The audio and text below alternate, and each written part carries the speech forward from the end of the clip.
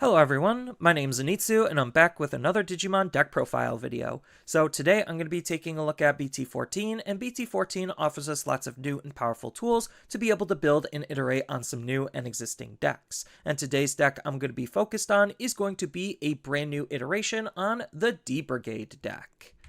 So as far as the overall gameplay strategy and what you're going to want to do with D-Brigades, it is a swarm-based deck where you're just trying to out-aggro the opponent.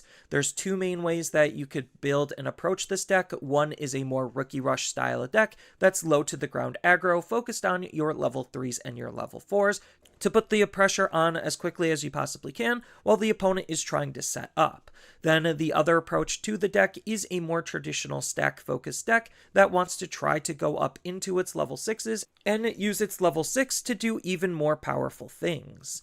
The biggest weakness of the deck, no matter which iteration of the deck you're going to be playing, is the fact that because it is a more aggro-style deck, you could just be walled out. If the opponent has a good enough defensive board presence, then your aggro might not be able to get past them. Then the other big weakness of the deck is the fact that it is a go-wide deck, which means against certain matchups, they could take advantage of the fact that you want to have a large board state and use that to their own advantage. So let's go over the actual deck. Starting off with the Digitamers, I am going to be running a more stack-based deck, so I'm realistically only going to be wanting to run 4 Digitamers, but if you're a more Rookie Rush aggro style deck, then you're going to want to run the 5th Digitama. It kind of doesn't really matter which of the Missimons you're going to be running. Either the Missimons, whether it's the BT14 or EX3, are going to be really solid. I just like the EX3 version because it's better for a more stack-focused deck, because it's giving our D-Brigades the reboot ability, so that way we could pair that up with some various other abilities we could have in our inheritables to try to make a offensively defensive Digimon. But if you wanted to use the BT14 Missimon, just because it's one of the better ways for the deck to try to DP boost it into certain DP thresholds, then by all means do so. When it comes to the level 3s, I'm going to be running a full Commandramon lineup. We do actually care about the Commandramon name, so we don't really have room to try to tech in some various other rookies. So I'm going to be running 4 copies of the brand new BT14 Commandramon as a really good way to try to dig out some of our other D-Brigade and DigiPolice based cards, while also having a nice inheritable ability to try to have some protection to keep our main Digimon around. Then I'm going to be running 4 copies of the BT4 Commandramon as a really good way to try to push the aggression, because when he dies, he basically gets to try to replace himself with another Commandramon. Then I'm going to be running 4 copies of the EX3 Commandramon, mostly for its decoy ability, to try to keep our Digimon around as best as they possibly can for some more added protection. And then the last rookie of the deck could really be whatever Commandramon you feel like you want it to be. I'm just going to be utilizing 2 copies of the BT3 Commandramon just because it has a really efficient stat line. And then when it comes to the level 4s, I'm going to be running 4 copies of High Commandramon. The cool thing about High Commandramon is the fact that it's also treated as a Commandramon, so it ups our overall Commandramon count without us really needing to add in any extra level 3s, which is always nice. Then it has a pretty decent when attacking ability that allows us to try to flood the field even more by playing a D-Brigade or D-Police traded card with a play cost of 3 or less off of the top 3, and then we get to trash the rest, which isn't that bad because we have ways to utilize our trash to put them back into our deck for various other benefits. Then its inheritable ability is also pretty decent, doing the exact same thing as what we saw with the BT14 Commandramon. Having more ways to be able to protect our Digimon is always a good thing, to make sure that our main stack is going to be sticking around as long as it possibly can. Next, I'm going to be running 3 copies of the BT14 Numamon. So even though this isn't a D-Brigade card, it is a D-Police card, and we do have some D-Police-based synergy. But what we're mostly utilizing this card for is the fact that, yes, it is a pretty cheap level 4 for us to get out, but it also allows us to try to set up our Tamer for free, which is always nice, while also gaining the Rush ability, so even this card could try to help us push the overall aggression of what the deck is trying to do. Then it also has a nice inheritable ability of Blocker, which is nice because we know off of our main egg, we're going to try to give it the reboot ability so we can have a nice offensively defensive stack. Then the last champion of the deck is going to be 3 copies of Sealstramon. This is a pretty aggressive card in of itself because it natively has the jamming ability to make its attacks relatively safe, swinging into the opponent's security. Then it also has a pretty good inheritable ability to, again, try to up the overall aggression of our deck. When we're going to be playing D-brigades, they're going to gain the rush ability, which we could do either by hard playing them or playing them off of some of our various different card effects.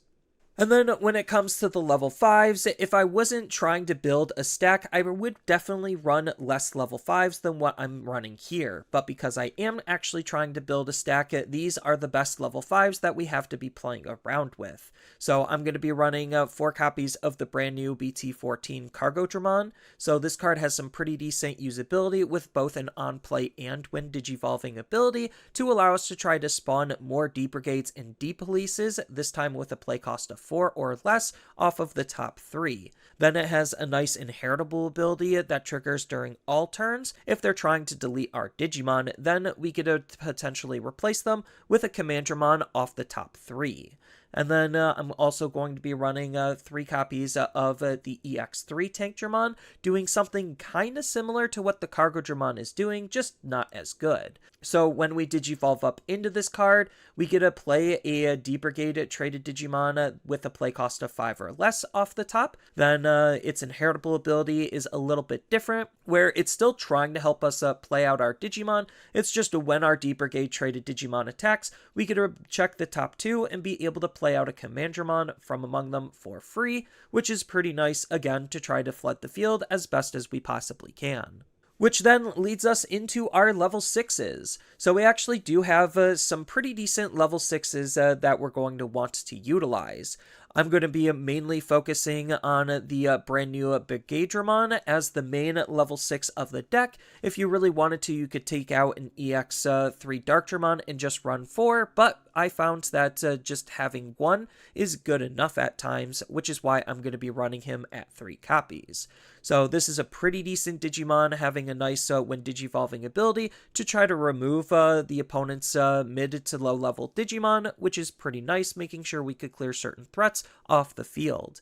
Then it also has a nice ability during the opponent's turn, where all of our D-Brigade trade Digimon gain the blocker ability, so all of the Digimon that we've just been spawning as we're climbing up and attacking now also have defensive capabilities in case they can't attack. And then his last ability is really good at, again, trying to flood the field as best as we possibly can, especially knowing that we're going to be using him to be able to give that Digimon blocker, because we get to reveal at the end of our turn the top 3 cards of our deck and play up to a play cost of 7 from among the cards that are revealed in D-Brigade or D-Police traded Digimon for free. I'm going to be running 1 copy of the EX3 Darkdramon. So the EX3 Darkdramon potentially could be a free card to Digivolve up into, because we get to return up to 5 D-Brigade cards from our trash to the top of our deck, and we get to reduce his Digivolution cost by 1 for each card we return this way. So we can make it as cheap as we want it to, potentially, with some decent setup. And then he has a pretty decent ability where during your turn, once per turn, when we play another D-Brigade traded Digimon, we get to delete one of the opponent's Digimon with a play cost equal to or less than the Digimon that we just played, and we get to unsuspend this Digimon. So this allows us to try to delete one of the opponent's mid to low level Digimon, same thing with Brigadramon, while being able to unsuspend this Digimon for some extra aggression in case we're trying to attack and push the damage. And then speaking of pushing damage, I'm also still going to be running 2 copies of the BT4 Darkdramon, just because this is one of the cheapest level 6s that we could hard play and be able to aggress with really quickly, just because he natively has the rush ability. And then when it comes to the level 7s, I am going to be running 1 level 7, and that's just going to be 1 copy of Death Exmon. You could kind of run whatever level 7 you feel like you want to run, but I feel like Death Exmon still is just one of the best level 7s that any deck can run. And then when it comes to the Tamers, we're not going to be running a whole lot of Tamers just because our Digimon and options are going to help set us up a little bit more efficiently than any of the black Tamers that we currently have in the game to want to play. But we are going to be playing some just because they do have good synergy with the deck. So I'm going to be running 3 copies of the brand new Satsuki. So Satsuki has a really good ability to help us just generically gain 1 memory if the opponent just has a Digimon at the start of our main phase, which just helps us be able to make sure that we have memory to be able to play out our cards more efficiently. And then the other added bonus for utilizing her is the fact that she has a main ability of Mind Link, which is one of the new mechanics in BT14 to have her go underneath one of our Digimon, and she's going to be interacting more specifically with Numemon, Manzimon, and our D-Police traded Digimon. Even though we're not playing a whole lot of D-Police, we still have some, and we do have the Numemon to be able to help set this card up.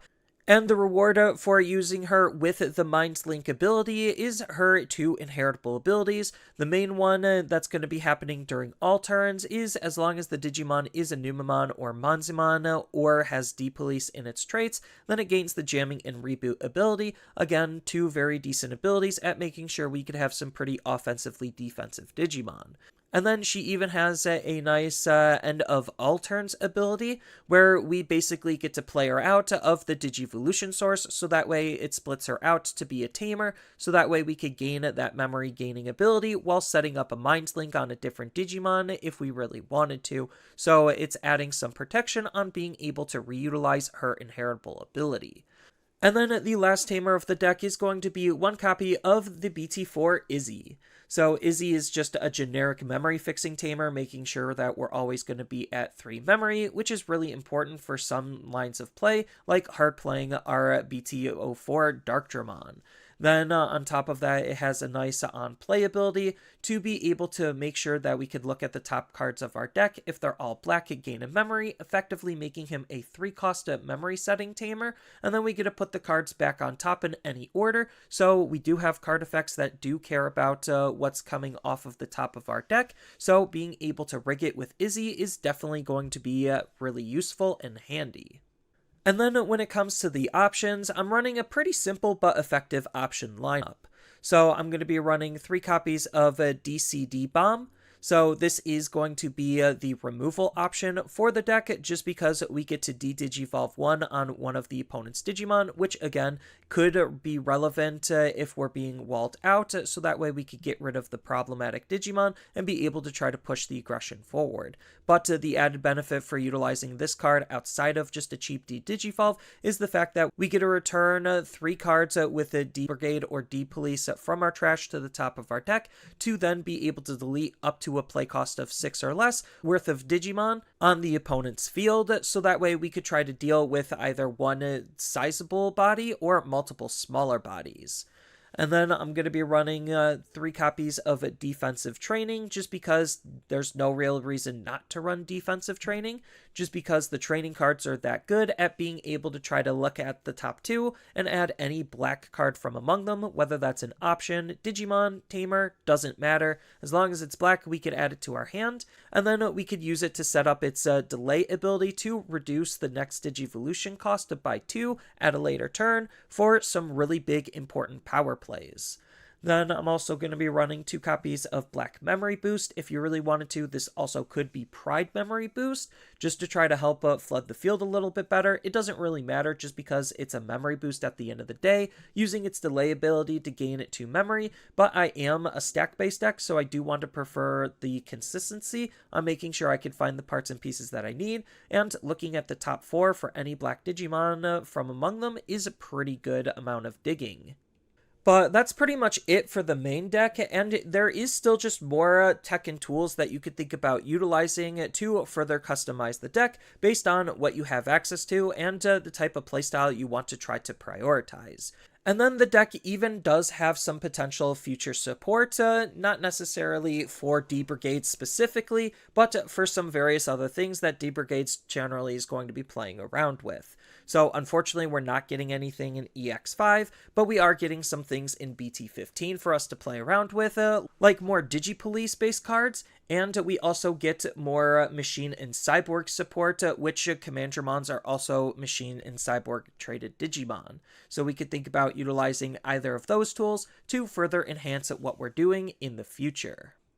So that's all I really have for this video. As always, feel free to tell me your thoughts down in the comments below, and down in the description below are a couple of different ways you could support me and the channel. So I do have a TCG Player affiliate link, so when you use that link to buy cards off of TCG Player, then some of that money will go to supporting me and the channel. I also do make and sell playmats over on Overcard Gamers on Facebook, so when you buy a playmat with my design, then some of that money will also go to help supporting me and the channel. And on top of all of that, I do have a Twitch account over on twitch.tv/Zenitsu, so giving me a follow and a subscription also helps support me there, and I do play Digimon on top of various other games on that platform as well. So thank you everyone for watching, and as always, don't forget to like, share, and subscribe for more content, and I'll see you in the next video.